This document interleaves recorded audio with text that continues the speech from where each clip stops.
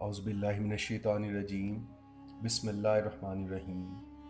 ناظرین و سامعین، السلام علیکم ورحمۃ اللہ وبرکاتہ۔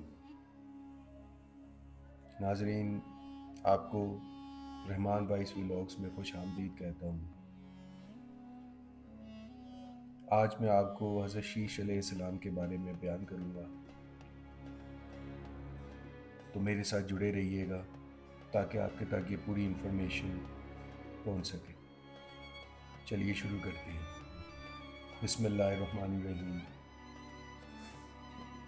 حضرت حابیل کے شہید ہونے کے بعد حضرت آدم علیہ السلام غمگین رہتے، کیونکہ یہ ان کی نسل میں پہلا واقعہ تھا۔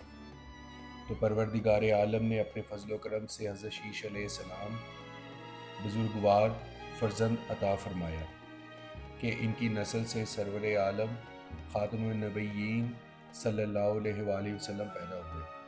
حضرت شیش علیہ السلام پر کچھ صحیفے بھی نازل فرمائے۔ حضرت آدم علیہ السلام نے وصیت فرمائی تھی کہ حضرت نوح علیہ السلام کا زمانہ پاؤ تو میرے جسد کو کشتی نوح علیہ السلام میں رکھ لینا، ورنہ اپنی اولاد کو نصیحت کر دینا۔ معرج النبوت میں ہے کہ حضرت شیش علیہ السلام حضرت آدم علیہ السلام کی تمام اولاد میں حسینوں اور معجبین تھے اور تمام ظاہر و باطنی کمالات سے پر تھے۔ آپ کی پیشانی میں نور محمد خاتم النبیین صلی اللہ علیہ وآلہ وسلم آفتاب کی طرح درکشاں تھا۔ ان سے حضرت آدم علیہ السلام نے نور محمدی صلی اللہ علیہ وآلہ وسلم کی حفاظت کے بارے میں ایک عہد نامہ تحریر کرایا تھا کہ نور محمدی صلی اللہ علیہ وآلہ وسلم کو پاک رحموں اور پاک پشتوں میں پہنچایا جائے۔ یکے بعد دیگرے اسی عہد نامہ پر عمل کیا جائے اور اس عہد نامہ کو ایک دوسرے تک پہنچایا جائے۔ چنانچہ اسی طرح کیا گیا۔ حابیل کی شہادت کے 5 سال بعد حضرت شیش علیہ السلام پیدا ہوئے تھے اور حسن خوبی اور حسن صورت میں حضرت شیش علیہ السلام حضرت آدم علیہ السلام کے مشابہ تھے۔ حضرت آدم علیہ السلام نے قبل از وفات حضرت شیش علیہ السلام کو اپنا ولی عہد بنایا تھا، اور حضرت شیش علیہ السلام حضرت آدم علیہ السلام سے جنت کی وصف ہمیشہ سنتے رہتے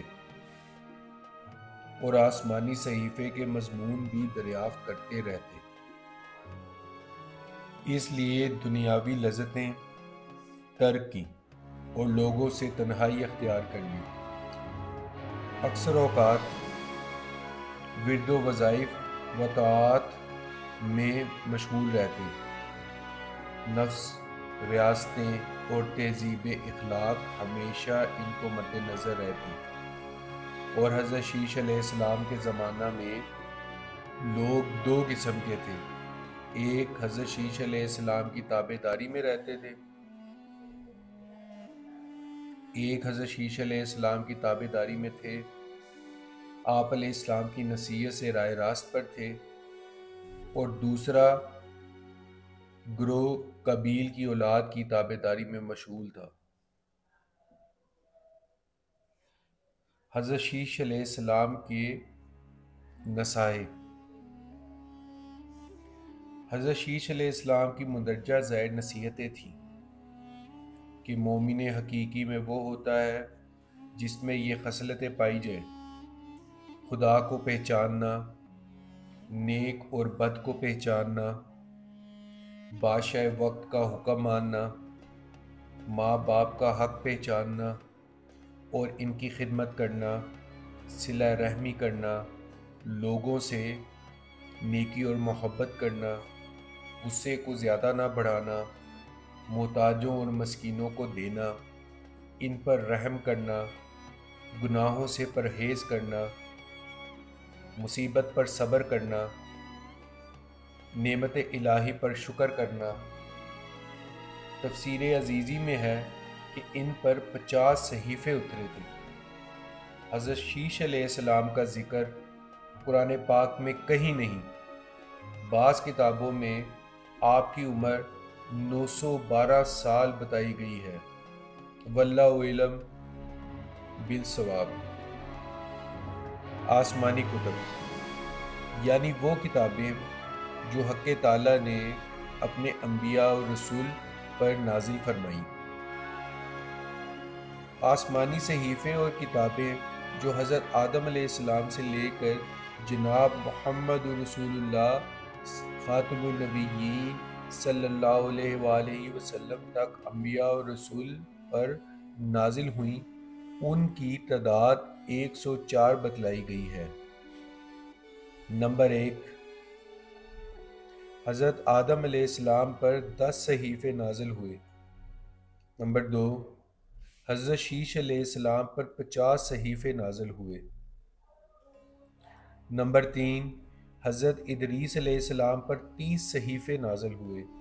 نمبر 4، حضرت ابراہیم علیہ السلام پر 10 صحیفے نازل ہوئے۔ نمبر 5، حضرت موسیٰ علیہ السلام پر توریت آسمانی کتاب نازل ہوئی۔ نمبر 6، حضرت عیسیٰ علیہ السلام پر انجیل آسمانی کتاب نازل ہوئی۔ حضرت داؤد علیہ السلام پر زبور آسمانی کتاب نازل ہوئی۔ نمبر 8، نبی آخرت حضرت محمد مصطفیٰ صلی اللہ علیہ وآلہ وسلم پر قرآن کریم نازل ہوا۔ صحیح تعداد اللہ ہی جانتا ہے کہ کس قدر کتابیں اور صحیفے دنیا میں نازل ہوئے۔ دوستو اور بھائیوں، میں نے آپ کے سامنے حضرت شیش علیہ السلام کے بارے میں آپ کو بتایا۔ اس کے ساتھ ہی اپنا بہت سارا خیال رکھیے گا۔ ملتے ہیں نیکسٹ ٹاپک میں انشاءاللہ۔ السلام علیکم، تسلیمہ۔ اور اگر میرا یہ ولاگ، یہ سٹوری پسند آئی ہو تو اس کو ضرور لائک کیجئے، شیئر کیجئے اور میرے چینل کو سبسکرائب کیجئے اور بیل کے آئیکن کو ضرور کلک کیجئے تاکہ میرے آنے والی اگلی ویڈیوز کا نوٹیفیکیشن آپ کے تک بر وقت پہنچ سکے۔ جزاک اللہ خیرن۔ السلام علیکم، تسلیمہ۔